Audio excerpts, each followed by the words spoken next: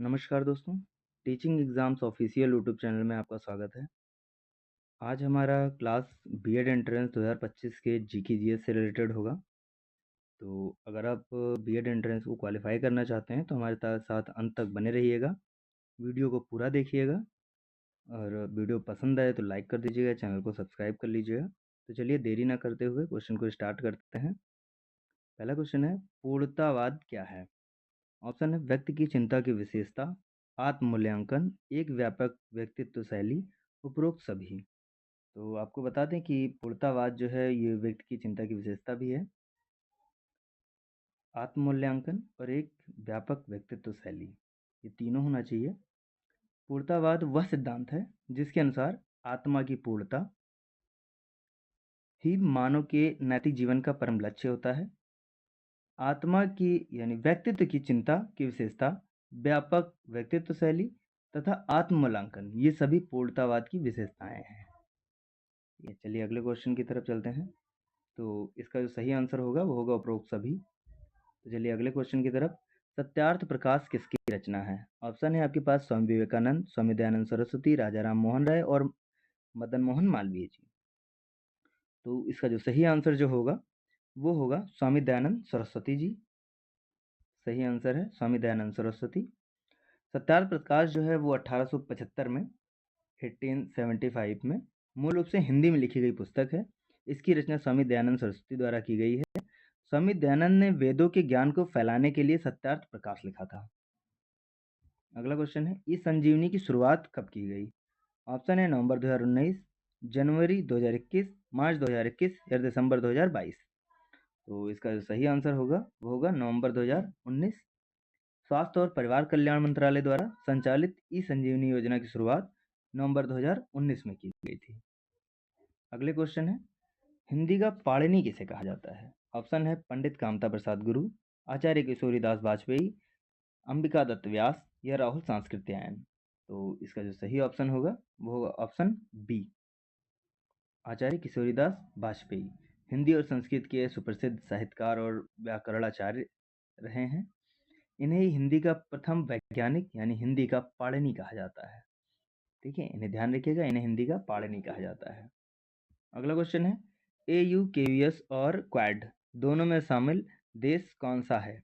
Option है Bharat, Japan, America या England. तो इसका जो सही आंसर होगा वो होगा अमेरिका। एयू, केयूएस जिसे ऑक्स के रूप में भी जाना जाता है, ऑस्ट्रेलिया, ब्रिटेन, संयुक्त राज्य अमेरिका के बीच एक त्रिपक्षीय सुरक्षा समझौता है, जबकि क्वाड एक अनौपचारिक रणनीतिक मंत्र है जिसमें 4 राष्ट्र भारत, जापान, ऑस्ट्रेलिया और यूएसए शामिल है।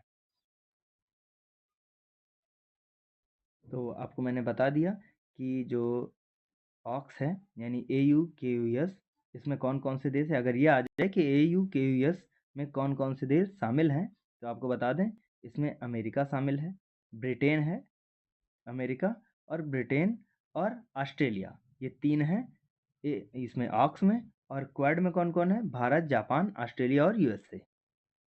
चलिए अगले क्वेश्चन की तरफ। मिड डे मील योजना का परिवर्तित नाम पोषण मिशन कब किया गया? बहुत ही बढ़िया क्वेश्चन है, ये आ सकता है क्वेश्चन। ऑप्शन है 28 सितंबर 2021, 10 अगस्त 2021, 20 जुलाई 2022 या 28 जून 2022। तो इसका जो सही आंसर होगा वो होगा 28 दिसंबर 2021 को मिड डे मील योजना का नाम परिवर्तित कर पोषण मिशन कर दिया गया है। ठीक है, पहले इसका नाम मिड डे मील योजना था, अब इसका नाम पोषण मिशन हो गया है। यह कार्यक्रम सरकारी प्राथमिक और उच्च प्राथमिक विद्यालयों तथा सरकारी सहायता प्राप्त आंगनवाड़ी, मदरसों आदि में बच्चों के लिए मुफ्त दोपहर की भोजन की आपूर्ति करता है। अगला क्वेश्चन है, सबसे बड़ी कुश्ती एकेडमी दिल्ली में किस संस्था के द्वारा बनाया जा रहा है? ऑप्शन है भारतीय कुश्ती संघ, भारतीय खेल प्राधिकरण, भारतीय रेल या भारतीय सरकार। ठीक है, दिल्ली सरकार, आई थिंक दिल्ली सरकार। तो इसका सही ऑप्शन होगा वो होगा भारतीय रेल। ठीक है, भारतीय रेल। भारतीय रेल द्वारा किशनगंज दिल्ली में भारत की सबसे बड़ी कुश्ती एकेडमी की स्थापना किया जा रहा है। यह देश में कुश्ती की खेल में बढ़ावा देने के लिए उन्नत प्रशिक्षण सुविधाओं से परिपूर्ण होगा। अगला क्वेश्चन है, 4 जनवरी 2022 को भारतीय रिजर्व बैंक ने किस विभाग की स्थापना की है? भुगतान और निपटान प्रणाली, जांच में सक्रियता विभाग, आयात निर्यात संरक्षण विभाग, या इनमें से कोई नहीं। तो इसका जो सही आंसर होगा वो होगा भुगतान और निपटान प्रणाली।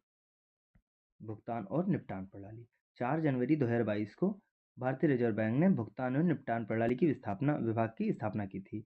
यह अर्थव्यवस्था की समग्र दक्षता में सुधार करने में महत्वपूर्ण भूमिका निभाता है। चलिए अगले क्वेश्चन की तरफ।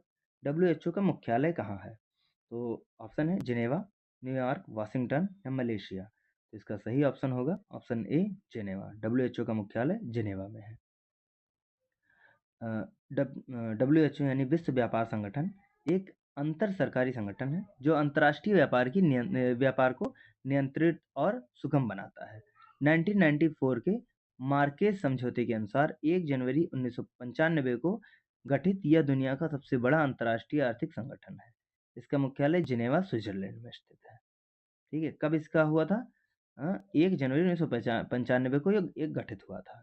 1 जनवरी 1995 को इसका गठन हुआ था। इसका जो हेडक्वार्टर है वो है जिनेवा, स्विट्जरलैंड में।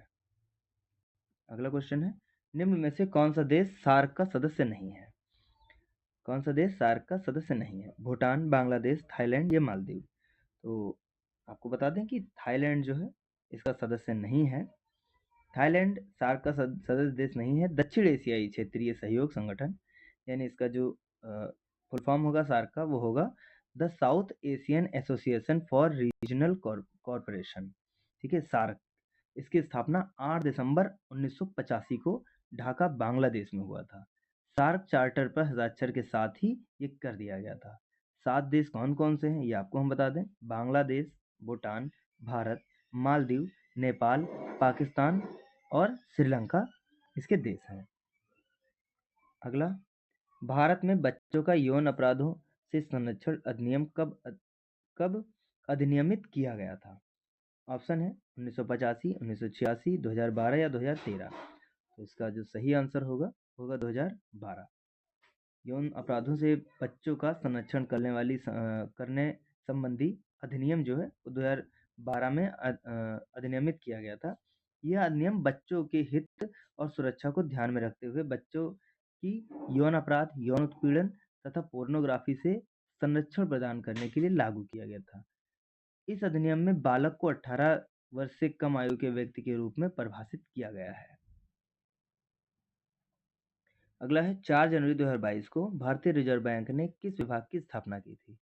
ऑप्शन है वित्तीय प्रौद्योगिकी, इंटरनेट विभाग, लोन विभाग, उपरोक्त में से कोई। तो इसका जो सही आंसर होगा वो होगा वित्तीय प्रौद्योगिकी।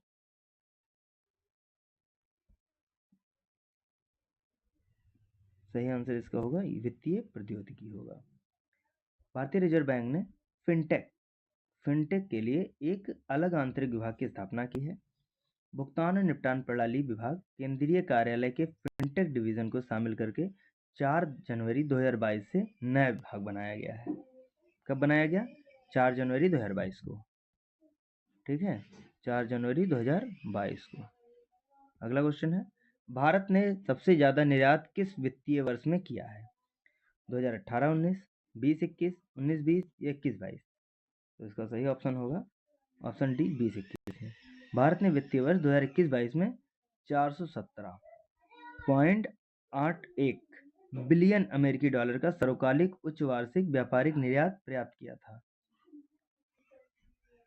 अगला क्वेश्चन है, विश्व की सबसे लंबी सुरंग जो कि 10,000 फुट की ऊंचाई पर स्थित है। 10,000 फुट की ऊंचाई पर स्थित है। ऑप्शन है पीरपंजाल, अटल टनल, चयानी नासरी सुरंग, उपरोक्त में से कोई नहीं। तो इसका जो सही आंसर होगा अटल टनल। अटल टनल सुरंग को आधिकारिक तौर पर वर्ल्ड बुक ऑफ रिकॉर्ड्स द्वारा 10,000 फीट से अधिक ऊंचाई पर स्थित है विश्व की सबसे लंबी राजमार्ग सुरंग के रूप में प्रमाणित किया गया है।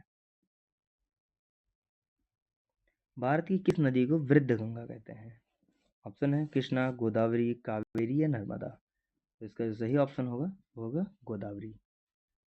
गोदावरी नदी प्रायद्वीपीय भारत की सबसे लंबी नदी है जिसकी कुल लंबाई 1465 किलोमीटर है। आपको पूछ सकता है कि वृद्ध गंगा कहे जाने वाली गोदावरी की लंबाई कितनी है? तो आप लिख सकते हैं 1465 किलोमीटर। दक्षिण भारत की सबसे लंबी नदी होने के कारण इसे दक्षिण की गंगा भी कहते हैं। और ये पूछ ले क्वेश्चन कि दक्षिण की गंगा किसे कहते हैं, तो ये भी आंसर में होगा गोदावरी। इसे वृद्ध गंगा के नाम से भी जाना जाता है। इसका उद्गम पश्चिमी घाट की पहाड़ियों में स्थित त्र्यंबकेश्वर नामक स्थान से होता है। इनकी प्रमुख सहायक नदियां हैं प्राणहिता, पूर्णा, पेनगंगा, वर्धा, वेनगंगा और इंद्रावती और मंजिरा है। इनकी सहायक नदियां हैं ये सब। और इनका उद्गम कहाँ से होता है? पश्चिमी घाट से। यानी कि आप देख सकते हैं यहाँ से इसका उद्गम होता है और इधर जाके ये अपना अ, बंगाल की खाड़ी से मिल जाता है। चलिए अगले क्वेश्चन की तरफ चलते हैं। सर्वप्रथम दुखम जैसा सार्वभौमिक सत्य को किस धर्म के द्वारा बताया गया?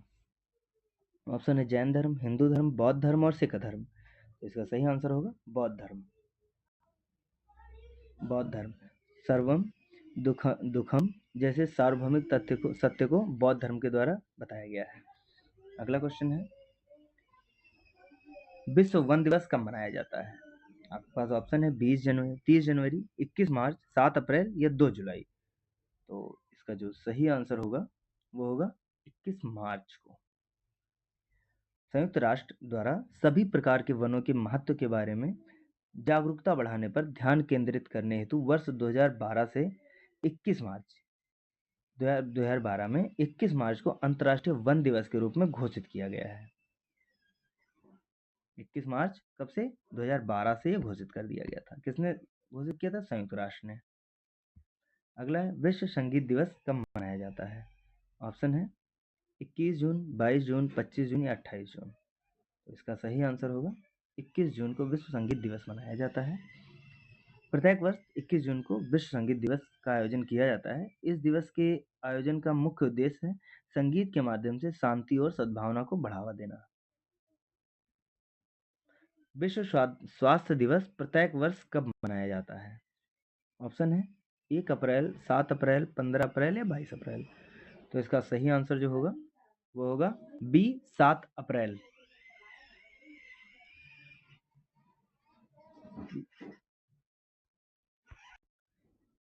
विश्व स्वास्थ्य दिवस प्रत्येक वर्ष कब मनाया जाता है? ऑप्शन है 1 अप्रैल, 7 अप्रैल, 15 अप्रैल या 22 अप्रैल। तो इसका जो सही आंसर होगा वो होगा बी 7 अप्रैल। प्रत्येक वर्ष 7 अप्रैल को विश्व स्वास्थ्य संगठन यानी WHO की स्थापना दिवस 7 अप्रैल 1948 को 1948 की वर्षगांठ पर, यानी कि 7 अप्रैल 1948 को इसकी स्थापना हुई थी, 7 अप्रैल 1948 को, तो इसकी वर्षगांठ पड़ती है। इस पर विश्व स्वास्थ्य दिवस मनाया जाता है। इसका उद्देश्य होता है वैश्विक स्वास्थ्य एवं उससे संबंधित समस्याओं पर विचार विमर्श करना तथा विश्व में समान स्वास्थ्य देखभाल सुविधाओं के बारे में जागरूकता फैलाना है। अगला क्वेश्चन है एक विज्ञान की शाखा है जिसके अंतर्गत जीवित एवं जीवाश्म दोनों रूपों में पौधों के परागण, बीजाणुओं और कुछ सूक्ष्म प्लवक के जीवों से संबंधित अध्ययन किया जाता है। ऑप्शन है पैलियोबॉटनी, इथनोबॉटनी, डेंड्रोलॉजी या पैलिनोलॉजी। तो इसका सही ऑप्शन होगा ऑप्शन डी पैलिनोलॉजी। पैलिनोलॉजी विज्ञान की शाखा के अंतर्गत जीवित एवं जीवाश्म दोनों रूपों में पौधों के परागण, बीजाणुओं और कुछ सूक्ष्म लवकों का अध्ययन किया जाता है इसमें। अब है डेंड्रोलॉजी। डेंड्रोलॉजी में आ जाइए तो डेंड्रोलॉजी जो है वो काष्ठीय पौधों का अध्ययन कराता है। इसके अलावा इथनोबॉटनी जो है ये आदिवासियों द्वारा पौधों के उपयोग का अध्ययन या एक क्षेत्र के पौधों का अध्ययन कराता है। और पैलियोबॉटनी जो है, पैलियोबॉटनी भूगर्भीय संदर्भों से प्राप्त पौधों की पुनर्प्राप्ति और पहचान कराता है। तो इसका जो सही आंसर होगा पैलिनोलॉजी। अगला क्वेश्चन है उभयचरों के अध्ययन से संबंधित प्राणी विज्ञान यानी जूलॉजी की शाखा है, तो क्या है? ऑप्शन है हर्पेटोलॉजी, इथोलॉजी, मैमोलॉजी, मॉर्फोलॉजी। तो इसका सही आंसर होगा हर्पेटोलॉजी। जूलॉजी की एक शाखा है जिसके अंतर्गत सरीसृप और उभयचरों का अध्ययन किया जाता है। और इथोलॉजी में जो है इसमें जंतुओं के व्यवहार का अध्ययन किया जाता है। और मैमोलॉजी जो है इसमें स्तनधारियों का अध्ययन किया जाता है। मॉर्फोलॉजी, इसमें पादपों और जंतुओं का आकारीय संरचना होती है। अगले क्वेश्चन की तरफ। वर्ष 1919 में स्थापित दृश्य कला में शिक्षा और अनुसंधान के लिए प्रख्यात संस्था कला भवन किस राज्य में स्थित है? ऑप्शन है बिहार, पश्चिम बंगाल, उत्तर प्रदेश और सिक्किम। इसका सही आंसर होगा पश्चिम बंगाल। वर्ष 1919 में स्थापित दृश्य कला में शिक्षा और अनुसंधान के लिए प्रख्यात संस्था कला भवन पश्चिम बंगाल में स्थित है। इसकी स्थापना किसने किया था? श्री रविन्द्रनाथ टैगोर जी ने किया हुआ था। अगर पूछा जाए इसकी स्थापना किसने किया तो आप लिख सकते हैं कि रविन्द्रनाथ टैगोर जी ने किया था। रविन्द्रनाथ टैगोर। अगला क्वेश्चन है, तवांग और लहासा को जोड़ने वाले दर्रे का क्या नाम है? बहुत ही अच्छा क्वेश्चन है, जीएस का बहुत बढ़िया क्वेश्चन है। आप दर्रे सारे देख के जाइएगा। तो चलिए, इसका ऑप्शन है चनकन दर्रा, बोमड़िला दर्रा, हापुनगन दर्रा, कुमाजवंग दर्रा। तो इसका जो सही आंसर होगा वो होगा बोमड़िला दर्रा। ये पर्वत या पहाड़ी में स्थित निचला भाग जिससे होकर स्थलमार्ग गुजरता है उसको दर्रा कहते हैं। दर्रा पर्वत के श्रेणी से होकर गुजरता है। अरुणाचल प्रदेश के प्रमुख दर्रे जो हैं वह बोमड़िला, यांगयाप दर्रा और दिफू दर्रा, ये अरुणाचल प्रदेश के प्रमुख दर्रे हैं, जिसमें बोमड़िला दर्रा जो है वो तवांग और लहासा को आपस में जोड़ता है तथा याग याग दर्रा के पास ही ब्रह्मपुत्र नदी भारत में प्रवेश करती है, ये ध्यान रखिएगा। चलिए अगला क्वेश्चन है, किस राज्य के स्थानीय शिल्पकारों को पौष मेले में अपने लोक नृत्य, संगीत, भोजन और संस्कृति को प्रदर्शित करते हुए देखा जा सकता है? तो ऑप्शन है गुजरात, राजस्थान, पश्चिम बंगाल या उत्तराखंड। तो इसका सही आंसर होगा पश्चिम बंगाल। पश्चिम बंगाल के स्थानीय शिल्पकारों को पौष मेले में अपने लोक नृत्य, संगीत, भोजन, संस्कृति को प्रदर्शित करते हुए देखा जा सकता है। यह मेला वीरभूमि जिले के शांति निकेतन में आयोजित किया जाता है। अगला क्वेश्चन है, तैमूर द्वारा ईस्वी में दिल्ली पर किए गए आक्रमण को तुगलक साम्राज्य के अंत के रूप में देखा जाता है। ऑप्शन है 1645, 1398, 1452 या 1215। तो इसका जो सही आंसर होगा वो होगा 1398। क्या होगा? 1398 होगा। तैमूर लंग भारत पर 1398 ईस्वी में आक्रमण किया था तथा उसने दिल्ली सल्तनत एवं तुगलक वंश दोनों को ही नष्ट कर दिया था। इस समय तुगलक वंश का शासक मोहम्मद बिन तुगलक था। पूछा जा सकता है कि तैमूर द्वारा ईस्वी में दिल्ली पर किए गए आक्रमण को तुगलक साम्राज्य के अंत के रूप में देखा जा सकता है, उस समय शासक कौन था? तो आप बता सकते हैं कि शासक उस समय मोहम्मद बिन तुगलक था।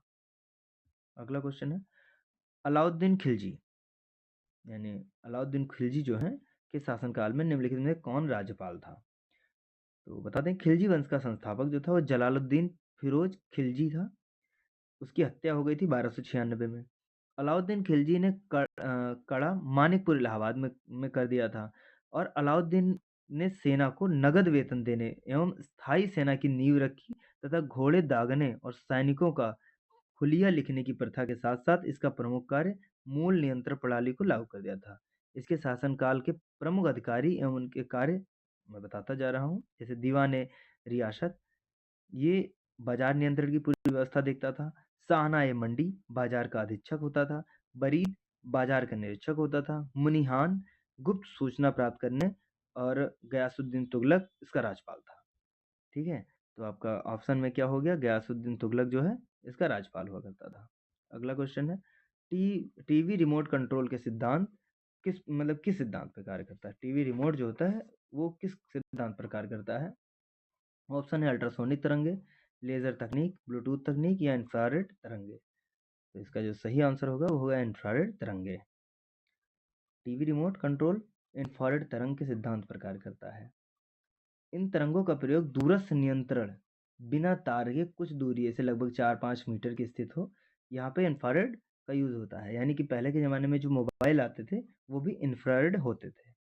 यानी आज के 15 साल 20 साल पहले जो मोबाइल आते थे, आई थिंक 15 साल पहले कह सकते हैं, उसमें इंफ्रारेड होते थे। ब्लूटूथ बहुत कम पाए जाते थे, तो इंफ्रारेड वहाँ पे इंफ्रारेड इंस्टॉल होते थे।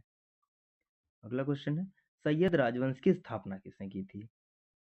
तो सैयद राजवंश की स्थापना जैसे निजाम शाह, मोहम्मद बिन फरीद, खिज़र खां या बहलूल खान।